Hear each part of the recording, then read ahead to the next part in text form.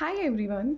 हमने अपनी last video में ये तो देख लिया था कि the maximum amount we can receive in cash, but do you know that एक प्रोविजन ये भी है जहाँ there is a maximum amount we can pay in cash. तो ये प्रोविजन ऐसा है कि मैक्सिमम अमाउंट जो हम कैश में एज अ बिजनेसमैन पे कर सकते हैं is maximum up to 10,000 rupees.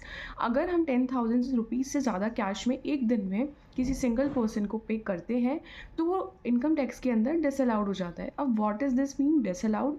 Disallowed मतलब होता है कि गवर्नमेंट उसको एक्सपेंस की तरह ट्रीट करती ही नहीं है, दैट इज़ उसको अपने प्रॉफिट में ऐड कर देती है। अगर एक्सपेंस की तरह ट्रीट करती तो हमारा जो टैक्सेबल अमाउंट आता वो कम आता, तो हमें टैक्सेस भी कम पे करने की ज़रूरत पड़ती।